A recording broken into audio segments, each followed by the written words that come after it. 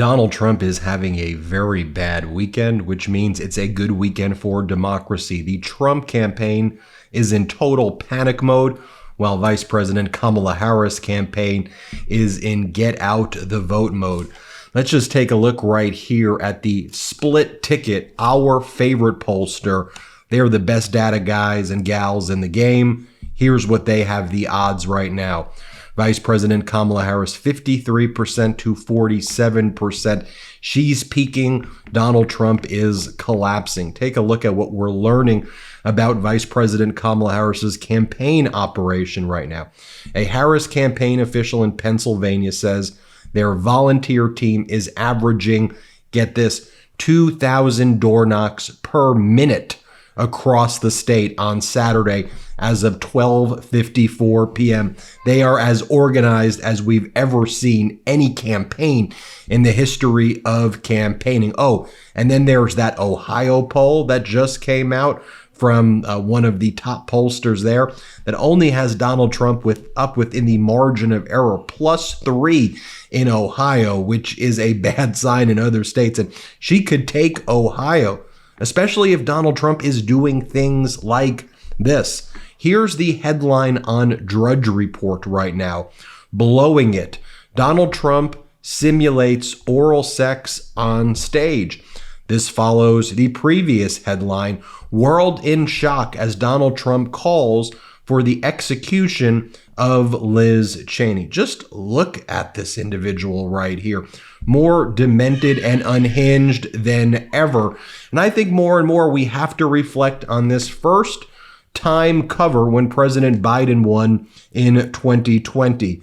Day one, you see the absolute mess that President Biden had to inherit. And I know the corporate media has been so compromised that they don't want to talk about the work he did to fix Donald Trump's disaster.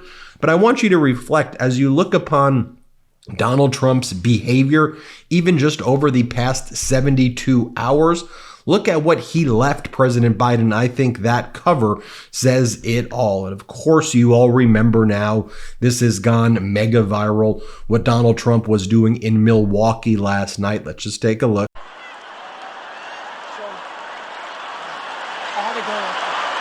And then Donald Trump held up a microphone and then said that this is hard for me to hold this microphone. It's like weightlifting. This sucker's heavy. Here, play this clip. I've never held a microphone up so long in my damn life. It's like I'm weightlifting. Sucker's heavy.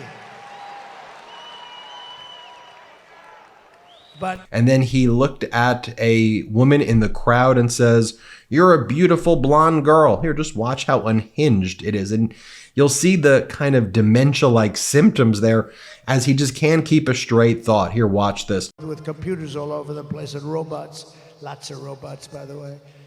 So I said, well, how's that going? I was making a speech and I said, I'm right about there where that very beautiful girl is. I'm not allowed to say that. See the beautiful blonde girl right there? I said, now you know that's the end of your political career when you do that. You're not allowed to call anybody beautiful anymore. If you do, it's the end of your political career. Ron Johnson would never do. Donald Trump's panicking manifested this morning as well in this interview he did with Fox in the morning. Now, Fox is working tirelessly to try to rehabilitate Donald Trump's image, and they keep bringing him on to try to help. So they asked him a very basic question about the comments made by his campaign surrogates where they call Puerto Rico trash and they mock Latinos. Donald Trump says, nobody did more for Puerto Rico than me, and he defends the surrogate. Trump says, it was just a joke. Nobody cares. I'm the best thing that's ever happened to Puerto Rico. Watch what Donald Trump says. Here, play this clip. It was unbelievable. Well, I guess somebody put on a comedian, and he joked. He was a comedian. He joked. He mentioned Puerto Rico. And all of a sudden, the Democrats, and they are good at this stuff, by the way. That's the only thing they're good at. They're no good at policy. They're no good at government. They're good at other things. They're very good at cheating. But other than that, they're not good at anything. So let me just so they come up, and a comedian put in early in the show as a filler, in all fairness. I guess he said some joke. I haven't heard the joke, but he said some joke, and he mentioned Puerto Rico. All of a sudden, they come out with something about Puerto Rico. Nobody's been better to Puerto Rico than me. I saved Puerto Rico when they had some of the worst hurricanes, really bad. I brought in the hospital ship, the Mercy. I brought in this massive hospital ship. There's nobody, and Puerto Ricans will tell you that, nobody's done more for Puerto Rico than me. They made this one comedian telling one little joke early in the show when nobody had even started going into the arena practically.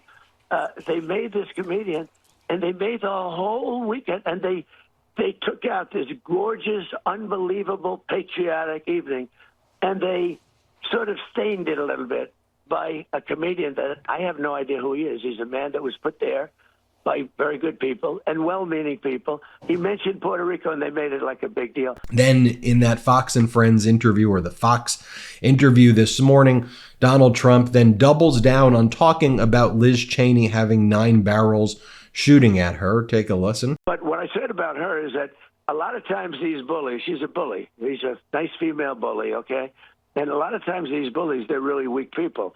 And all I said is, let's see how she does. I said, put a gun in her hand, then let her go out and let her face the enemy with a gun in her hand.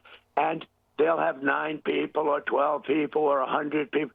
I said, let's see how she stands up, because I say she wouldn't have the guts to do it. Then Donald Trump talks again about what he considers to be black jobs, people with black jobs. Play this clip. The black jobs are being people with black jobs, black people that are working so hard, and they've had jobs for 20 years, they're being fired, and they're being replaced. And when you look at Then Donald Trump goes on this weird misogynistic rant, which is his MO anyway, where he says, how could a woman not tell her husband who she's voting for? That's outrageous. She needs to consult with her husband about voting for me. Watch what he says here. I'm so disappointed at Julia Roberts, because I look, and she's going to look back on that and she's going to cringe that, did I really say that? It doesn't say much for her relationship, but I'm sure she has a great relationship. But the wives and husbands, I don't think that's the way they deal. I mean, can you imagine a wife not telling a husband who she's voting for? Do you ever hear anything like that?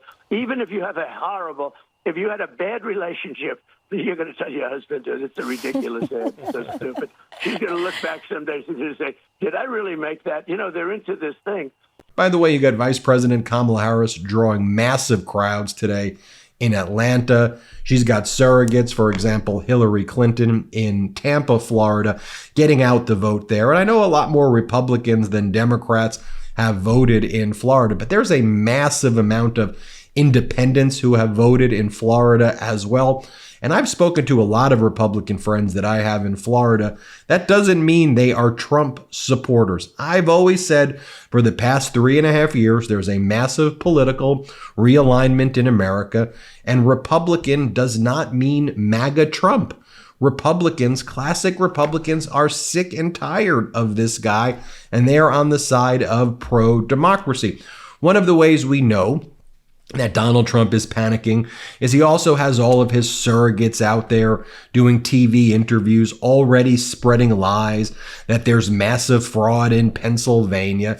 Even Fox, Neil Cavuto had to call out MAGA Republican Ron Johnson about this. Play this clip. Cheat. I think they do cheat, which is why we keep saying we need such an overwhelming landslide where really the result is too big to rig.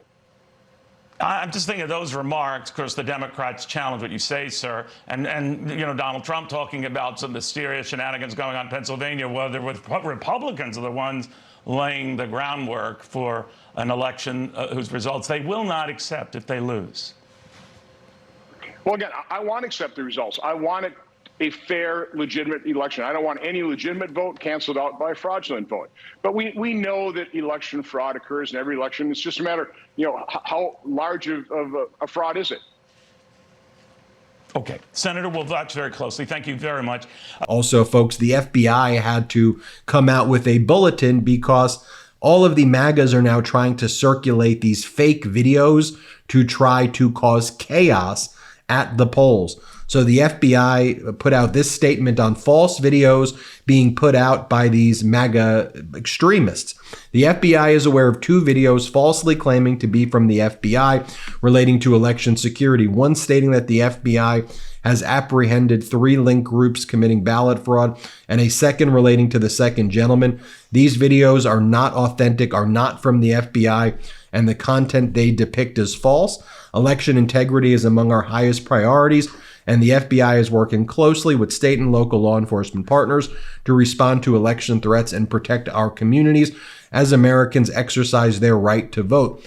Attempts to deceive the public with false content about FBI operations undermines our democratic process and aims to erode trust in our electoral system. By the way, folks, here's the final Washington Post A-rated poll in Pennsylvania. They have Vice President Kamala Harris up 1. The new polls from Michigan, Nevada, Pennsylvania, and Wisconsin, from Marist, from Emerson, from Epic MRA, some of the best pollsters.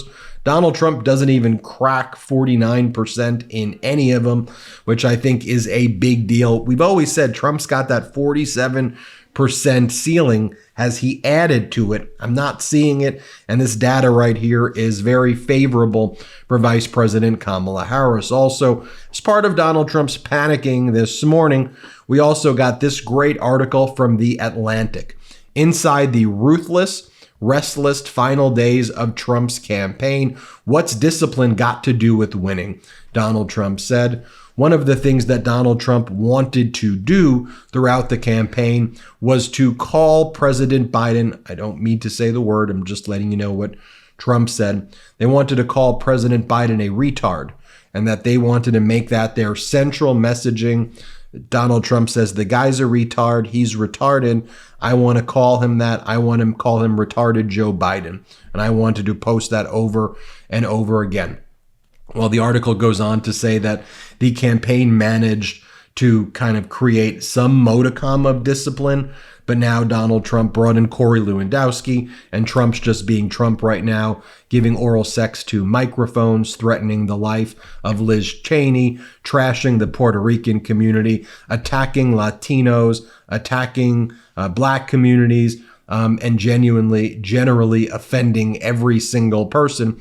And then selling all of this ridiculous stuff. Even Cardi B chimed in about Donald Trump selling things. She goes, "We all know Trump was a hustler, but hustling women out of the rights to their own body is nasty work. Hustling Americans out of their hard-earned money by selling $500 Trump sneakers, $60 Trump Bibles, and $100,000 Trump watches is even nastier. Tomorrow he'll be hustling you out of your healthcare rights." Donald Trump talks about how he has concepts of a plan, but the only concept of a plan he has is a plan to hustle you. It's a very, very powerful statement right there by Cardi B. Also, Donald Trump's top surrogate and lawyer, Alina Habba, out there putting in the hard work that we expect in political campaigns, selling Habba Time t-shirts. This is the official Habba Time t-shirts. Here she is. This is real. And Alina Habba selling shirts with herself posing in Habba Time. That's what they are doing. Going back to that Fox interview right here, Donald Trump is asked, well, what are you saying to people who understand that tariffs are not what you say they are, and they know that your tariffs will kill the middle class? What do you say to those people? Like in Erie, Pennsylvania, saw a recent article that people in Erie, they know that Trump is hustling them with the tariff bullshit. And, excuse my language, the tariff stuff. And so here, Donald Trump goes, well, they're stupid people. Here, play this clip. Your critics will say, well, your tariffs are gonna crush our country and create inflation. What do you say to people that criticize your economic approach to how you bring prosperity back to the country? Yeah, well, stupid people say that, Pete. The most beautiful word in the dictionary is tariff. And can I give you the contrast to that and Vice President Kamala Harris right here? Here's what Vice President Kamala Harris says about her economic plan. Let's play it. First of all, let me make it very clear that I intend to earn the vote of everyone, and I don't take anyone's vote for granted. And my highest priority as president will be to bring down the cost, because to that point, look, I know the cost of groceries is too high still. Everyone knows it. And so my plan includes what we're going to do in terms of taking on corporate price gouging and having the first ever national ban on corporate price gouging on groceries. My plan includes addressing the issue of affordable housing, including for first-time home buyers, giving them a $25,000 down payment assistance so they can just get their foot in the door. My plan includes addressing the needs of parents, in particular young parents, which is why I will expand the child tax credit to $6,000 for the first year of their child's life, which helps pay for everything from childcare to a crib and a car seat. My plan includes what we're going to do to invest in our small businesses, including increasing tax breaks for small businesses.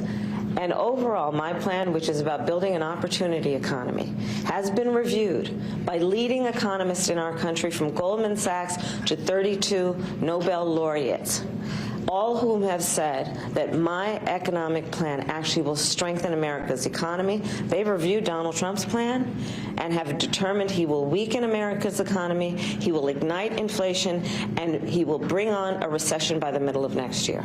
And here's what Vice President Kamala Harris says about MAGA Mike Johnson, who recently came out and said two things.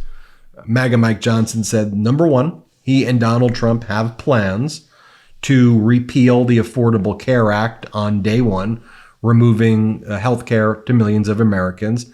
And then this incredible journalist from Syracuse University, Citrus TV, I think is what they're called, asked MAGA Mike, so what are you going to do with the CHIPS Act? Will you try to repeal the CHIPS Act, which literally employs thousands of people in Syracuse, but also tens of thousands of people in swing states? MAGA Mike said that he would get rid of the CHIPS Act, and that's part of his plan with Donald Trump on day one, which would cost you your jobs. It's ridiculous. Here's what Vice President Kamala Harris says about that. Play this clip. I also want to speak to the comments that have been recently made by the Speaker of the House. It is just further evidence of everything that I've actually been talking about for months now about Trump's intention to implement Project 2025. We have talked repeatedly, and the American people know what's in it. We've talked repeatedly about their intention to get rid of the Affordable Care Act, now to get rid of the CHIPS Act. And let's talk about manufacturing, which is a critical issue for many of the states that will make the difference in this election.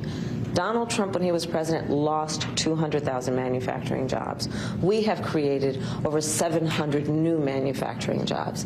It is my plan and intention to continue to invest in American manufacturing, the work being done by American workers, upholding and lifting up good union jobs, which are good paying jobs, and doing the work of investing in American industries, including our industries of the future. That is the way we are going to win the competition with China for the 21st century, and that is the kind of leadership that America deserves in their president. Let me leave you all with this. I get every day tens of thousands of comments like this, maybe more. Brenda writes, my husband was going to vote independent, and for months I've shared everything I've learned from all the Meidas platforms. And I was so happy. I was so filled with joy as I watched him fill in the bubble next to Kamala's name on his mail-in ballot. Thank you for everything you've been doing. I believe Meidas was the platform that will save our democracy. The next comment, I helped my brother vote. He's 64 years old and a first-time voter. Since he cannot go to the polls, I arranged for him to receive a mail-in ballot. He filled out his very first ballot to support the first black female Madam President. He did this in Florida, specifically one of the most conservative counties in the state. I'm so proud of him. Another comment, my husband is an independent. I was worried about how he would vote. I asked him to watch the Trump rally speeches. Trump convinced him to vote blue all the way down the ballot. We are in Arizona. Another comment, hi, Ben, Florida Hispanic here in support of Kamala Harris and our beautiful democracy. I made sure my two sons who are away at college and eligible to vote for the first time received their absentee ballot, sent them to me, and I dropped them off personally. I also texted my entire family, started a group text, and encouraged everyone to vote. As they have gone to the polls, they've been sending pictures with their I voted stickers and big smiles. I also encouraged and allowed my team at work to go early vote during the work hours. That's 28 voters for Harris Walls. Thanks for all you do, your brothers and the Meidas Mighty have done to preserve the United States of democracy. You see that right there? That's what I would love for everybody to do. I know you're doing it. Start group text threads with your family members, with coworkers, with neighbors, with whoever. Make it extended family too. Cousins, if you know they're going to vote for democracy. Cousins, second cousins, whatever. Include everybody on and let them know, motivate them, encourage them, and share those stories with me as well. Here, I'll leave you with this one from Chris. Ben, a man I've known and worked with for 17 years, fell down the Trump rabbit hole in a very dramatic way. We had an explosive conversation about 2 years ago, and I decided I'm just not going to bring up Trump again. Instead, I encouraged him to walk his dog more often and suggested he should see what happens emotionally when he listens to certain channels like Fox and Newsmax. He started walking the dog more and watching sports instead of Fox. 3 days ago, he said with a smile, "She's going to win. I voted for her. I'm tired of the craziness." Tired of the craziness. We want normalcy, stability, love, not hate, law and order, not Trump chaos. That's what it's all about. I share with you those comments at the end because it's comments like those that are going to be the difference maker here. You hold the power. You're part of this powerful community that you built and created. Now, if 3.3 million of us are shoulder to shoulder and we walk together these next 48 hours and put in the hard work, democracy will prevail. So I challenge you for the next 3 days till we get past the election. Tell me in the comments what you're doing, who you're reaching out to, who you've helped to let them know about democracy. Share your stories below. Thanks for watching, and let's get to 4 million subscribers. Love this video? Make sure you stay up to date on the latest breaking news and all things Meidas by signing up to the MeidasTouch newsletter at MeidasTouch.com/newsletter.